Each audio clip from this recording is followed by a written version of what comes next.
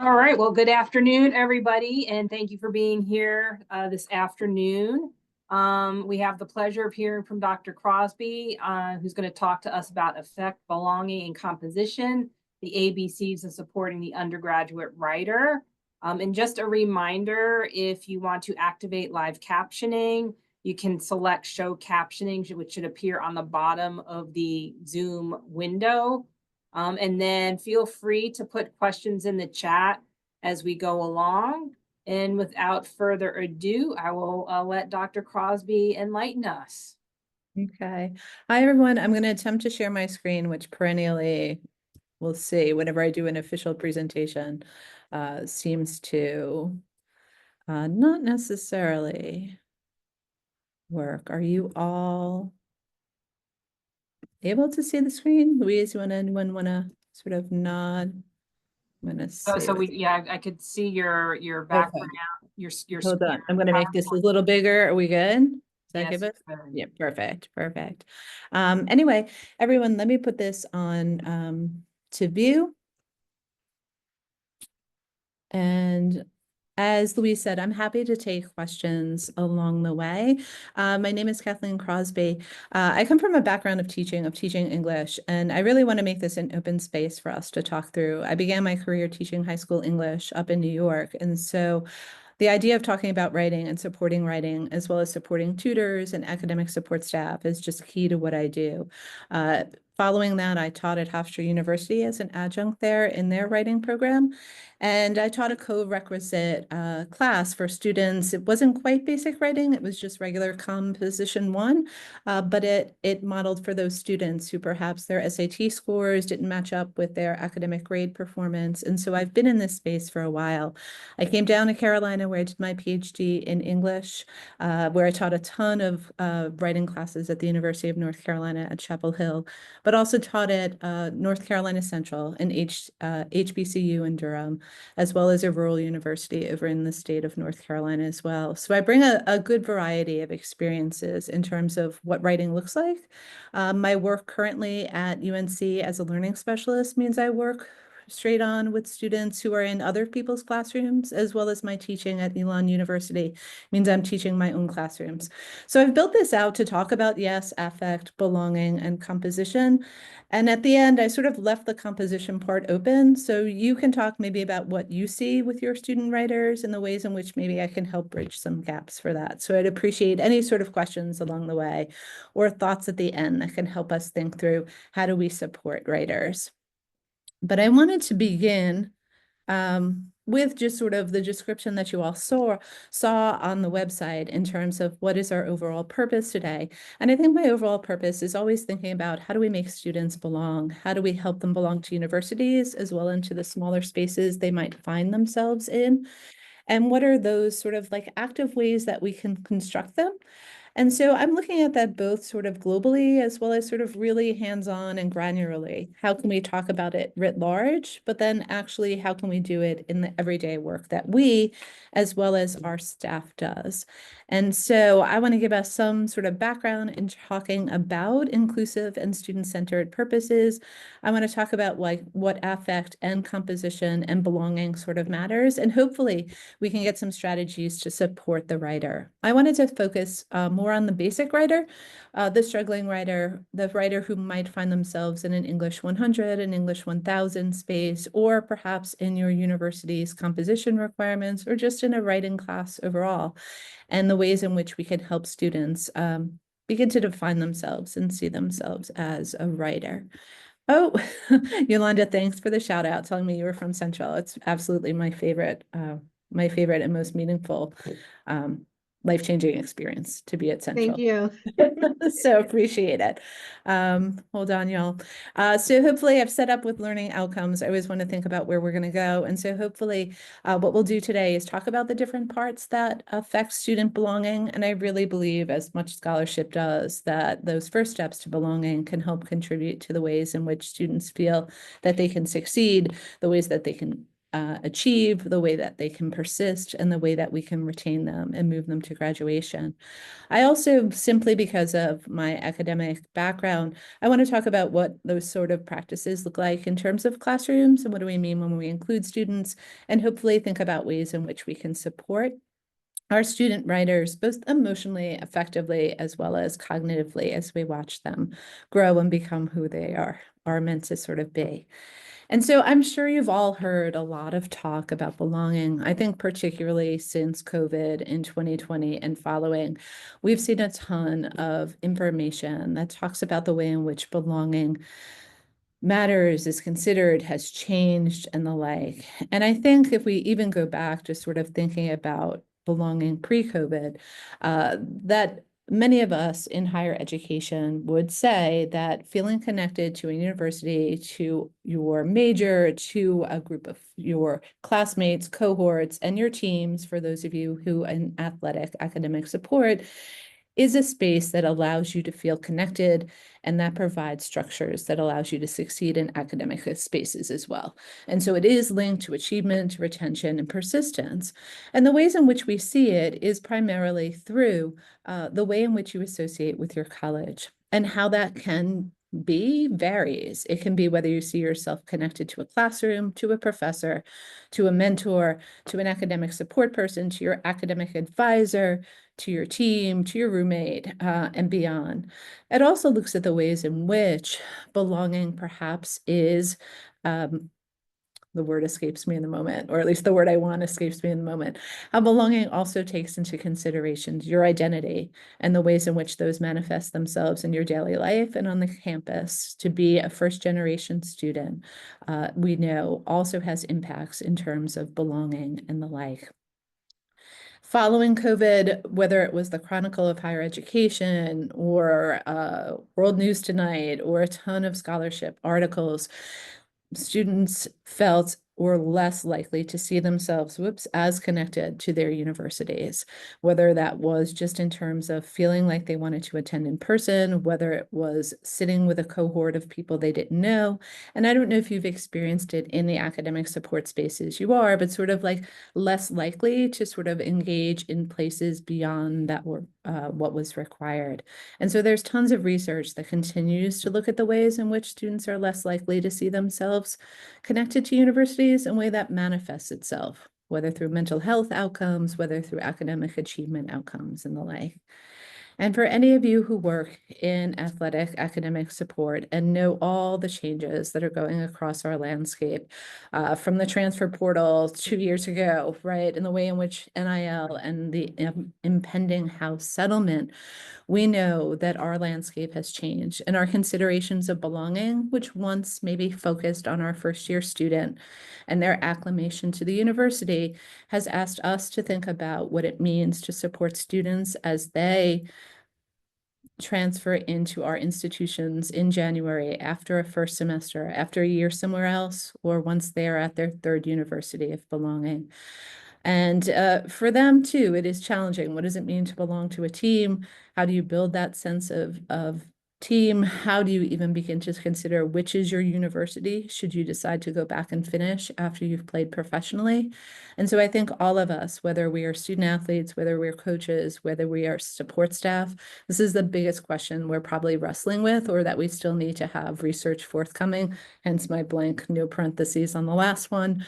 Because what does this mean, and how do we measure it, and what does our programming look like, or how do we consider success moving forward? And happy to talk through any of those sort of worries and concerns as well as we kind of talk through this.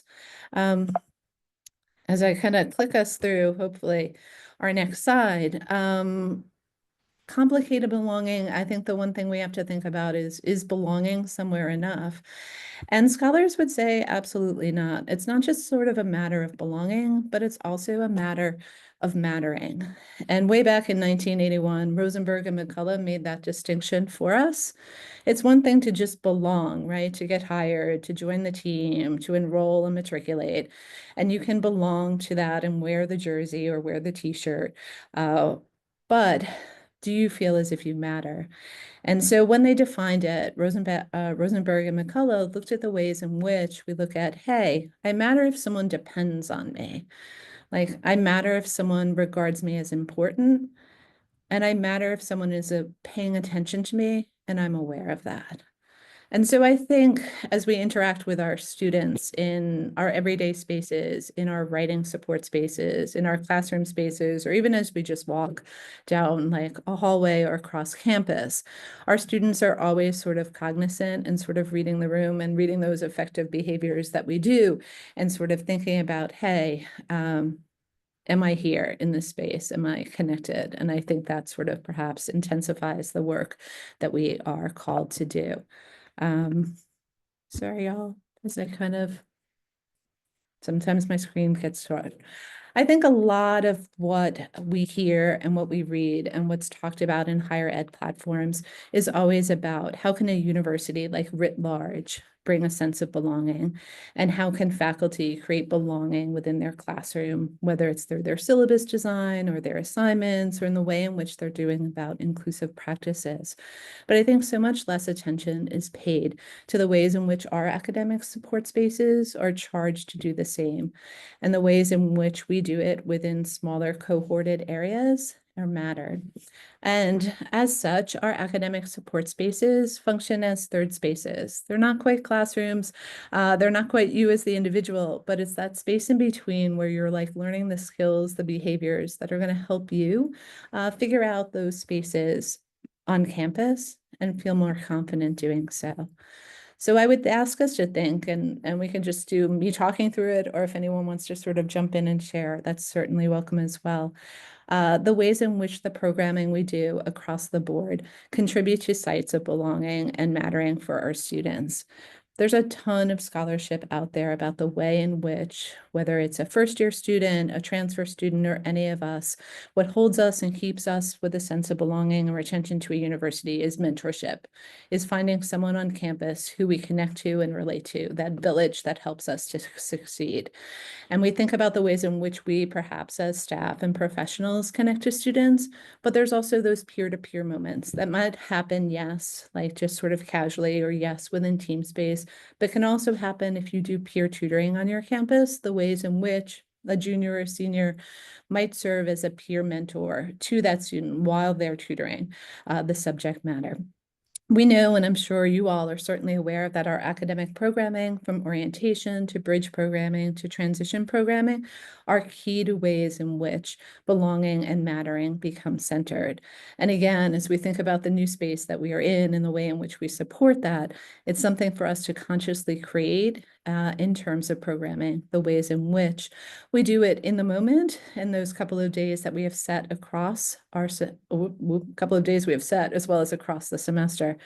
Our coaching work, academic wise, our advising work, as well as our academic support are all spaces where we're encouraging students in their abilities to believe in themselves and matter, and as such, hopefully contributing to academic self-belief as well. Oops. Sorry, y'all, sometimes my computer sticks on the screen. I'm going to skip the third space fine. I feel like it goes a little too like theoretical in terms of it. So I want us to think about like the ways in which the work we're charged to do in academic support, wherever you might provide that, advising or otherwise, matters in terms of how a student starts to see themselves in terms of their academic identity, as well as how they start to see themselves aligned to the larger institution. And so I want to think at first, if I'm going to focus today on like, hey, how do I support my writing students in terms of it? I'm wondering if turning to some research in composition studies and how they've traditionally supported students in sort of these third support spaces can help me think about the practices that I might have in terms of my own. So for those of you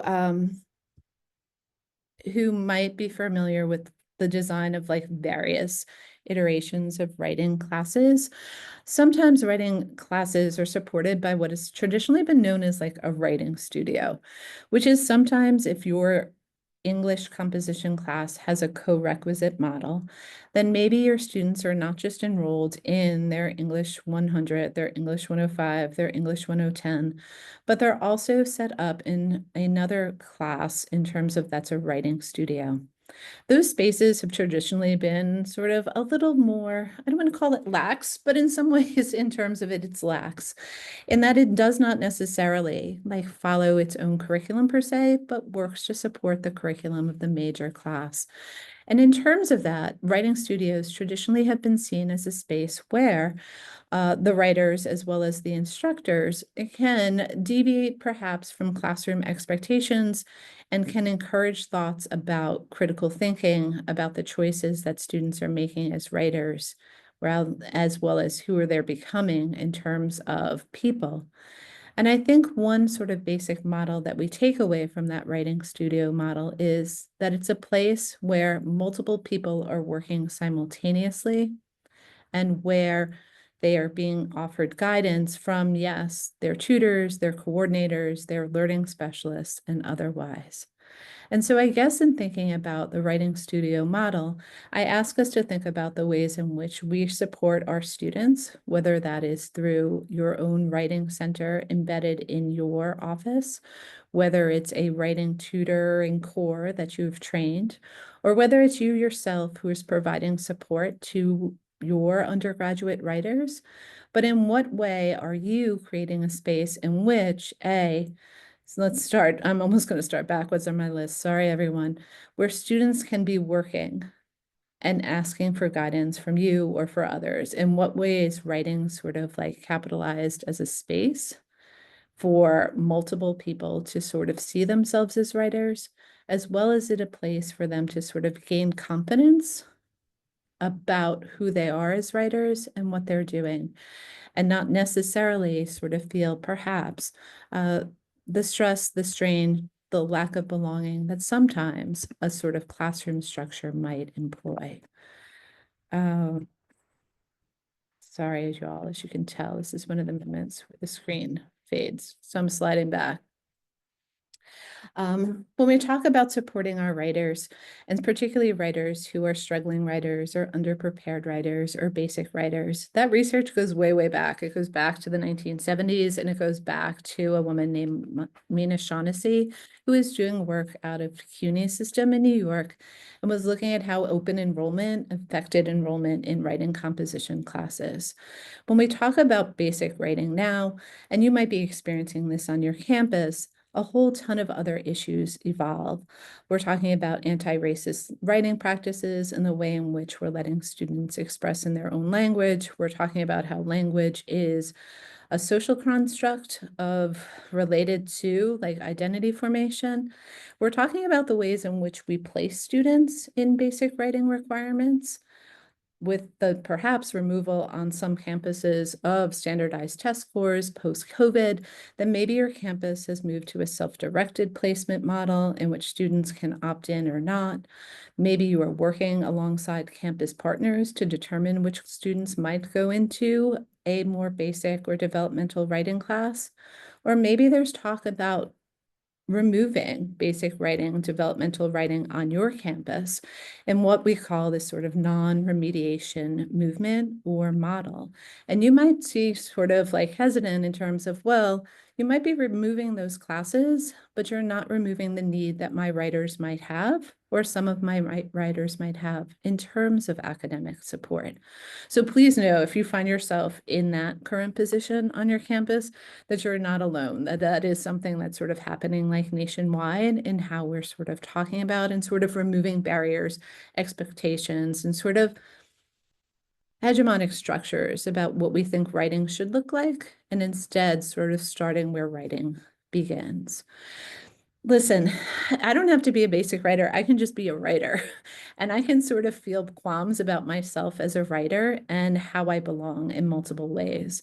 Maybe in some ways I feel as if the institution that I just got in here and they sort of, I've tricked them, that somehow like I presented myself as sort of a college student and I don't quite feel as smart as the people sitting next to me.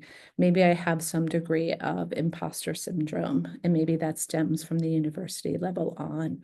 Maybe for some reason I don't define myself as someone who believes I am a writer or a studier of English or literature or a reader. And so those moments too can also become moments that we have to dissuade our students from self-definition in that way and find ways to sort of make them feel as if they belong. And sometimes it's just within myself. Whether it was, I've never been a writer, my sister, my brother is a writer. I always got B's, C's, D's on writing. It's never good enough. That writing is a place, just like I'm sure so many of our other disciplines, whether it's math or otherwise, that writers see themselves as covered with issues of writing anxiety, qualms about belonging, and qualms about whether they are good enough to do it. So I guess what I wanted to move to talk about now a little bit is, well, how do we support writers? If we know all of that in terms of how important belonging is, if we know that academic support spaces can help it, and if we have some idea about what these like sort of writing studios have attempted to do for basic writing, let's talk a little bit about how we can support writers in relation to affect and to composition. I'm going to offer us 5 sort of guiding steps to just kind of like offer and perhaps talk through if need be, and then move on to the composition sort of part. I think the first part in terms of supporting any student, whether they are the strongest writer or someone who sees themselves as not so strong, is to think about what writing or tutoring or support looks like writ large. The idea that we should meet students where they are and not what they should be is what Denny and all spoke about in relation to their writing students in a working class sort of community where their community college was located. I should say this is Karen Keaton Jackson from North Carolina Central, and her work back in 2019 talking about the ways in which we need to look at HBCUs and how we need to enter them into a conversation about writing support. And in that, Jackson and team wrote, "We want student writers to experience social habits of mind that are associated with critical thinking. We want them to practice new ways of thinking about their writing without anxiety and stigma.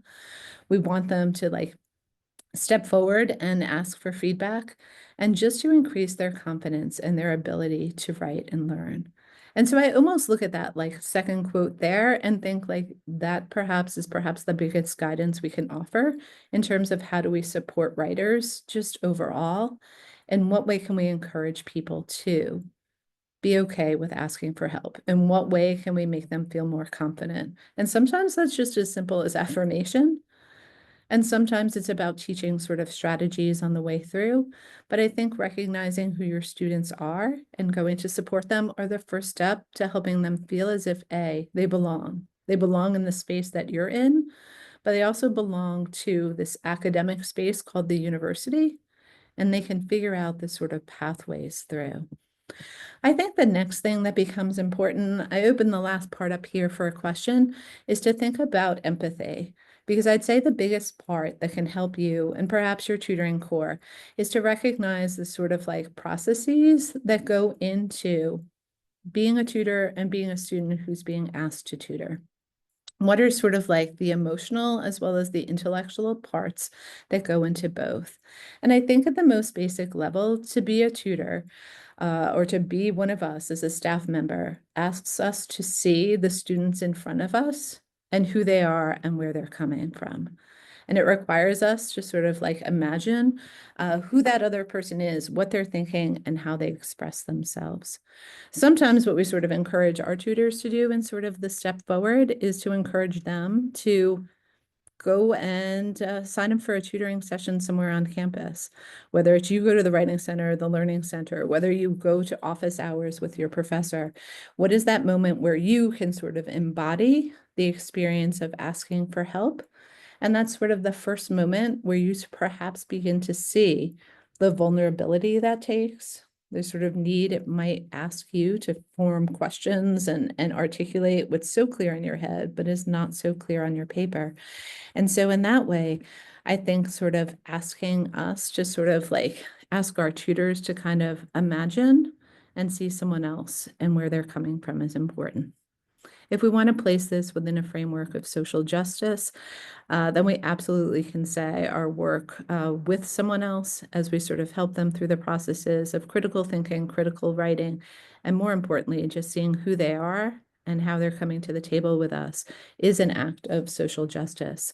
I'd love to ask for a moment. I wasn't quite sure. I told Louise as I began if this was webinar style or just sort of conversational style, but I'm wondering if anyone is willing to sort of share, whether out loud or in chat, are there moments in your sort of staff development or tutor training opportunities, staff training opportunities, that you have any sort of specific skills where you sort of teach empathy, create scenarios that generate empathy, and just sort of build that idea of recognizing another as part of what you do?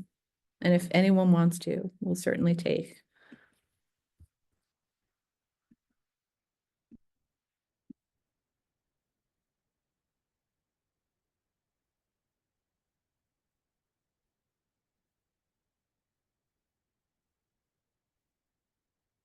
I'll do the requisite like 30 seconds. I won't do it like a whole minute, but you never know.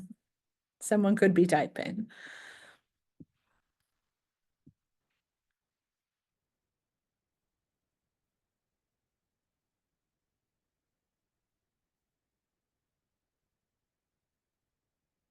I think one other, as we sort of kind of talk through it, I think if you do any sort of like role playing in terms of your tutor training modules or your staff training modules or your intern training modules, setting up a scenario where you're being aware of how someone might be entering a space, whether in terms of preparation or level of comfort or discomfort and asking for help, might be some place to sort of start and thinking about those moments where you can guide your tutors or your own staff to like not only be themselves, but to step out of who they are. Sometimes it's always easy to think that everyone is like us and processes like us as well. I think the third step, if I could talk through it for a little bit, is sometimes a writing support is not necessarily just about writing support. Oh gosh. Oh, thanks, Samantha. And I think you're right. I think it's partially coming from us. I have some more to talk to about that. Samantha says meeting students where they are is her big key thing. When you meet them where they are, they feel like you have more empathy. And I think you're right, that authenticity and empathy sort of matter. I think too, sometimes even when I watch our tutors tutoring writing or tutoring other content areas, I think that sometimes, yes, it's about the content area, but it's also not about the content area. And so I would encourage you in my step 3 to like foster academic practices that underlie the writing process. I'm pulling this from what's called the Habits of Mind. It's from the NCTE and the 4Cs. That's a National Council for Teachers of English. The 4Cs is the college level teaching of English frame. And this is our position statement on post-secondary writing. And part of it talking about like, what should you do in writing classrooms? And if you look across this list of, I bet, 7-ish, 8-ish, I should count better. It looks like 8-ish items. You'll see that none of these necessarily like list anything related to the process of writing, but yet are so key for academic success in terms of, yes, the writing classroom, but also larger than that, just success just in the classroom and in life. In what way can you open curiosity for your students, whether they're looking at a draft or whether they're just looking at a prompt with you? How can you sort of encourage them to sort of be curious about the topical area, right? If I'm just going to sort of like skip down a couple, what about creativity? Again, as they're sort of like preparing to sort of, I'm thinking of this as sort of like a brainstorming moment. You have a student with a prompt and they're not quite sure how to like approach it. In what way could you have them like, hey, think of a new way to approach that topic? Or even for you, in what way could they be doing something simple as using a whiteboard? In what way could they sort of perhaps start to like outline a paper through like a Google slide kind of space or something more visual than that Google Doc that might seem overwhelming? I think too, I mean, let's take the last one. We'll go one at the middle, one in the start, and one at the end. The ability for students to sort of like think through and sort of process the way in which they're approaching their their schoolwork, the way in which they're approaching a writing assignment, the way in which they think about their writing process, and whether they provide too much time, too little time to it, and thinking about that. I think in some ways, perhaps if I'm going to talk about affect, I just want to talk about the ways in which that matters, probably more than any other in the moment. And so key, as Samantha just reminded us, to sort of like relationship building with our students. Learning asks us to be vulnerable, right? It asks us to make mistakes. But walking in and asking for help, whether it's someone I've had a longstanding relationship with as a staff member, or it's some new tutor I've been assigned for the night that I've never met before, is a complete and utter act of vulnerability. I pulled this quote. It's actually from an article that was just published really, really recently, like this week. And it's talking about creative writing students and how they enter writing centers. And they talked a lot about how tutors in writing centers, when faced with a creative writing student, is kind of nervous about how do I support that, as well as creative writing students seem to be like a little bit worried about how tutors will talk about their work that's so incredibly personal to them because they've crafted it themselves. And so Perry says that writers need reassurance that their risk has been worth it. It's true for creative writers, which is who Perry is talking about, but I think it's true for all of our writers, and it's true for ourselves. We want to know that what we put down on the page, that the risk was worth it. And maybe it's not just writing. Maybe it's putting that math problem up on the board and just like hoping it's right and hoping it's not right. Like, was it worth the risk to go up and sort of share that? So I think if anything to take away from that quote in terms of affect is reassurance, affirmation, and recognizing it's okay to sort of fail. At the same time, research also shows that students perhaps who don't see themselves as good writer need two types of feedback. They need direct feedback. They want to know things about grammar. They want to know things about structure. They want to know things about argument, as well as some type of effective support will help them as well. So I guess in my sort of combining two bullets at once, my apologies. I would say if there's anything to think about as you support your student writers is to balance the emotional aspects that you do to make them feel safe, belong, affirm, but also like, hey, here's some ways to get this done, or hey, you've got to get this done. And so thinking about them both can help us. I think the last step on my step 5 in terms of supporting students and how they feel a sense of belonging and what their emotional sort of experience is in your space is to think about the intentionality of your hiring practices. And I'm thinking about, yes, like who we hire just in terms of diversity in all the forms. And it could be related to someone's identity, but it could also be related to where they are in their academic career. If you have undergraduate peer tutors, do you have juniors and do you have seniors, right? Do you have someone in their last semester who's graduating or not? Do you have a first generation student or multiple student tutors who are there and can serve as an affective presence to say like, hey, I can do this too. I think too, intentionality of your hiring practices, I think personality matters a lot, or at least in terms of like the different ways that students relate to other students and relate to staff and relate to whomever your staffing might be, but the ways in which you can attend to that matching up, perhaps different affects, who's low register and high register, who tends to be a little more emotional and needs someone to calm them, or who needs someone who speaks at the speed of lightning, because we have that too in terms of it. I think another thing, if you're thinking about like, hey, how do I support my writers who maybe are sort of struggling with belonging, is to think about the ways in which your tutoring spaces are designed and whether you have presented it as a space of welcoming.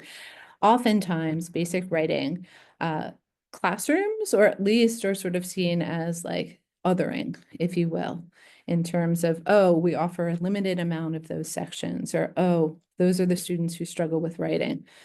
And so in what way too is your space sort of a non-marginalized space, but a space in which you're welcomed, and which is space in which everyone feels supported, a way in which it doesn't feel as if it's a punishment or some sort of way.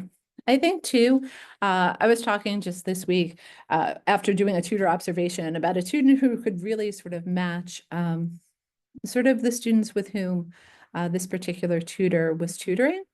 And she happened to say this phrase, which stuck with me, and she said, pitch matters.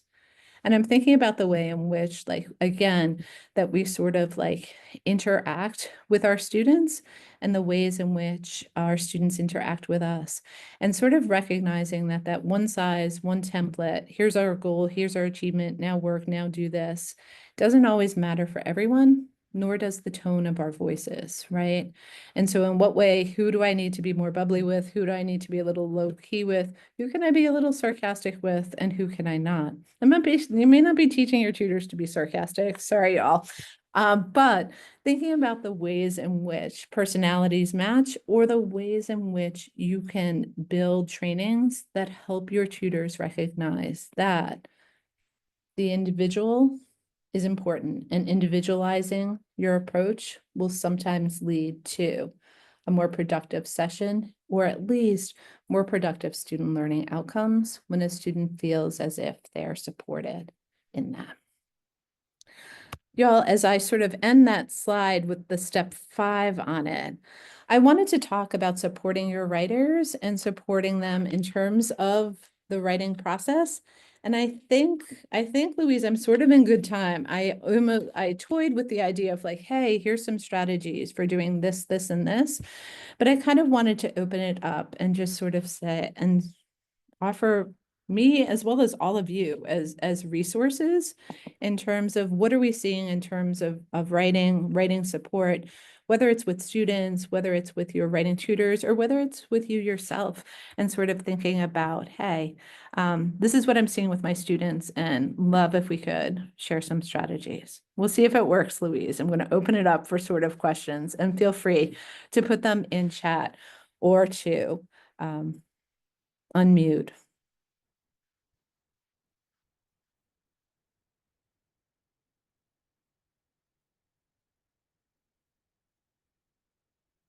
And if not, I might do some like free write prompts that might cause like something, who knows? I don't know, Yolanda, you arrived. I feel like, I don't know if that means I'm going to be really excited. You're going to ask or talk about something, but I often do that in a classroom, right? If I start to see a hand start to raise, I'm like, yes. Sure, I'll talk. I often help students with writing in my day-to-day role as a learning specialist here at University of Georgia. And I want to start off saying I like your presentation. I think it's very important that you make sure your student feel a sense of belonging in whatever space they have. I try to make sure that my students feel a sense of belonging in my office. They feel welcome. They have affirmation and validation type of quotes on the wall and motivational quotes everywhere, and so just creating that environment to me allows them to feel vulnerable. And if you can feel vulnerable, then you can do your academic work. And I feel like writing is a space where you can really need to feel vulnerable. And so when they are reading prompts, one thing I try to do, one is, get a sense of their learning style, making sure that I use academic practices so that those prompts are kind of broken down into a way they can understand it, but also that they can relate and connect to it. I think once they can figure out a way to connect and relate to the prompt, then they feel more confident to brainstorm or to begin writing. From there, I make sure that we also take that assignment and break it down into small goals to make it very manageable. And so when we're starting whether our first goal is brainstorming or making an outline, again, we are making sure as well that whatever that prompt is, even if it's something they've never heard of before, we can always make some sort of connection, right? We talk about building on their existing schema. So there's some sort of connection within the prompt. So I try to do that to make sure they feel confident as they're going through the writing process. Like, Yolanda, thank you so much for that. And see, that's why I knew I necessarily could start off with all of you, because I think you're right. Like, what is the best way that we learn overall is by recognizing, like, by taking in our prior knowledge. And I think by you sort of suggesting like, hey, let's connect, let's relate to this prompt, let's find an entry point in is really important as well. And what sort of points of connection I can make across my class or across my life is equally true too, right? And I would argue that so much of what we do in writing support is that invention stage, that kind of brainstorming stage. And then once you can then begin to sort of the outline, as you sort of said, give those sort of processes. And I think, I mean, if I could say anything just from like work inside and outside the classroom is if I can be organized in my response, right? If I know what I'm going to say and I have these sections by which to say it, then that is going to help me so much in terms of flow of ideas, in terms of argumentation, and in terms of the eventual skill building of building in evidence and the love. And I love that you're Georgia, probably with Janae. So, and also from Central, not also from Central, but from North Carolina. You said you're from Georgia? No, I'm not, but you're at the University of Georgia? Yes. Is Janae there in your office? Yeah. Oh, yeah. Janae works here. Yes. Yeah. You know Okay. Janae? I do know Janae. Oh, wow. Yeah. She's one of the Okay. specialists here. Okay. Oh, Anyway, wow. Small okay. world. Small world, small world. Janae was, yeah, she was an intern with us. So Oh, wow. I'll tell her I said hi. You said hi. okay, cool. Thanks for that, Yolanda. Yeah, You're and welcome. I appreciate if anyone wants to offer some strategies they do, or even just questions in terms of like, I have a student who, and that would mean blank, or I've seen writing that I don't know what to do with, and be sort of like great to sort of talk us through that as well. Live or in chat would be great.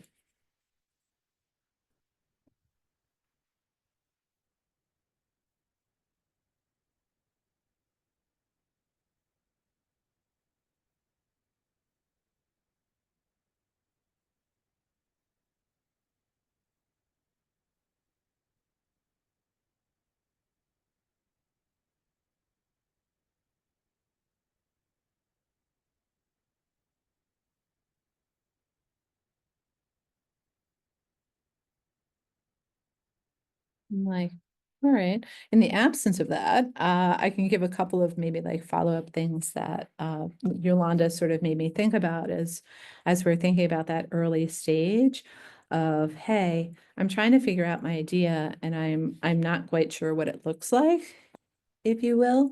And so like one kind of way I would almost suggest is like as an early step, and I'm kind of put it in chat too, and this sort of like, don't be afraid to sort of like have your students sort of like step away from that prompt and that mapping out early and sort of just have them like sort of free write about the topic. Give them a sort of like time frame if you want, 5 minutes, 7 minutes, however long, and just say, okay, write whatever sort of comes to your head, whether it's about the topic or not. And sometimes even building into your sessions, whether they're writing sessions or even sometimes content sort of sessions, is, hey, writing what you know and what you think you know can be a great sort of like starting point. I know for me, and I feel guilty of it right now in a presentation that's been incredibly like orally based of me talking the whole time, that our students' like assessments are not spoken, right? They're written in all the forms. And so if we rely on just sort of talking through topics and not allowing opportunities to write, we're not that we're doing a disservice, but we'd be better apt to get transfer when we allow students to sort of write. But what you can do is once they've written that text is you can use like this strategy, we call it looping. You don't have to call it looping at all. But after that student has sort of like written that paragraph, whether it's like rambling, whether it's coherent, whether it's sort of wound up into some sort of like thesis statement at the end, is you can almost ask them to be like, okay, you've written that paragraph. Now I want you to like underline like one sentence that you see as like key and is sort of like the most important sentence for you. And it might be at the end, it might be in the middle, who knows? Maybe it's even at the start. And then what you can have them do is you have them free write again, but using that sentence as sort of the starting point. And sometimes that if you feel like your student isn't quite ready to make the step to be like, okay, here's all the resources and the readings we have, or here's my points that I want to use, that sometimes the early sort of work of like writing while thinking can kind of help. Some people love the whole looping process and they'll do it a couple of times, but sometimes students can then walk away with something sort of concrete to start. And then we can take up the challenge that Yolanda has given us in terms of and just sort of mapping out and starting to map out too. And I would encourage us too to think about like the ways in which we write can be expanded too, whether it's texting it on your phone to yourself, whether it's pulling up notes, whether it's whiteboard, whether it's drawing. I think anything that can sort of generate those early processes and sort of make me feel comfortable with my fingers on my keyboard or with my pen in my hand at the board and just sort of start to sort of structure me as a writer, if you will.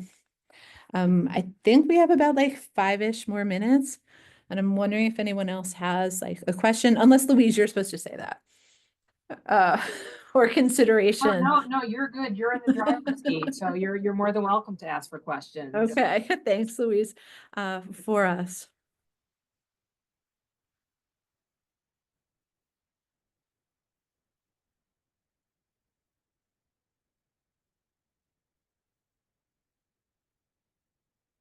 And I promise y'all, it doesn't even have to be a completely formed question, and I'm okay if there's just like a phrase or the like.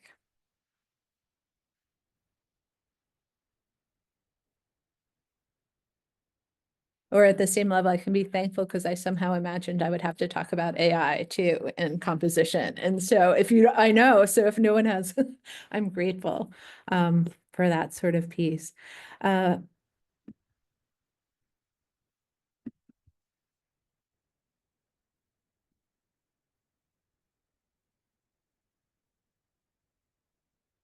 Or grammar. I've got it too, but what I will do for us all, I guess, in some ways, we perhaps think my list of sort of sources overall somehow magically came up. But I would say if you have a question, whether it is now, whether it is later, whether all of a sudden you find yourself like with a student or a piece of writing and that you're suddenly like, whoa, like how do I dress a sentence structure that looks like this? Or like in what ways can I talk about like writing when it's awkward structures or I just don't quite know where. I'm going to stop sharing. Maybe it'll be a little more natural too for us. That certainly like feel free to reach out. Feel free to still put it in chat if you like, but certainly willing to offer myself in terms of any sort of support that you might need in terms of your students and their writing or just student support overall. I'll just hang for a couple of seconds then.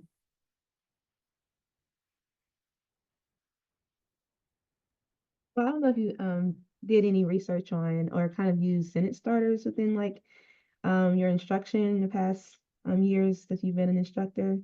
But that's one resource I found really helpful for some of my students who are like struggling to be confident writers. So I've been doing like research, like finding like from certain universities or writing centers, like what's the best type of, I guess, sentence starters to help them get going and feel confident. Sometimes I try to go towards sentence starters that help with expansion, like for example, for instance, because I noticed that some of the students I work with have issues expanding on their writing. Yeah, I mean, I think that's a great thing. Like Yolanda, right, in terms of what's on your writing center, your learning center, or even like nationwide, like who has some good stuff that you can Google and find. But you're right, like giving them like, hey, the transition words or this, or Yeah. sometimes even the phrase, like, right, and it's like, oh, this was really big, and be like, oh, this is really significant, right? Because Yeah. so much of like the writing piece is also just knowing the discourse that people operate with in the spirit. And so just sort of becoming comfortable with vocabulary and the like. Earlier today in class, I had a student, they were like, oh, I think my ideas are all over the place. And so I'm worried about how my sentences flow. And I think sometimes just being able to sit down and say, hey, when people talk about flow, what they really mean is like how one sentence builds on the other. And how does that happen? Mhm. It's whatever you end the one sentence with, like the next one takes it up. So the student was writing about a blogger. And so they were like, so-and-so was like really famous for their blog. And it's like, well, what does the reader want to know next? Like they want to know something Oh, about the yes. blog, right? Mhm. And then like once you detail whatever you end with there is where you begin. And I think sometimes when you can make those invisible practices visible, Mhm. then that can help like students start to feel comfortable and walk away like, oh, I can do this. Now all I need to know is I need to look at this end of the sentence and see like what I'm triggering forward. I like And that too. sometimes that's Yeah. true. If anyone has, you're welcome, Yolanda, thanks, has questions about like students whose sentences get kind of unwieldy or out of control or unclear. Mhm. Sometimes that reading and being like, hey, here's the point where I get confused. Like Mm. sometimes it's wordiness in the beginning, or sometimes they want to say so much at the end and their sentences. And sometimes you have to be the metacognition for your student in their space and help them sort of figure Right. until they can see it for themselves. Okay. I don't know, Louise, I think I'm at an end. Am I? All right. Yeah. Yes, we're at 2:20. So let's thank Dr. Crosby for sharing those nuggets of wisdom. And just as a reminder that when the session closes or when you leave, a survey will pop up. So please do provide feedback regarding the session. And everyone have a wonderful Friday afternoon and weekend. Thank you. It was nice meeting you. All right. Nice meeting you in London. Nice meeting you all. Have a great weekend. You too.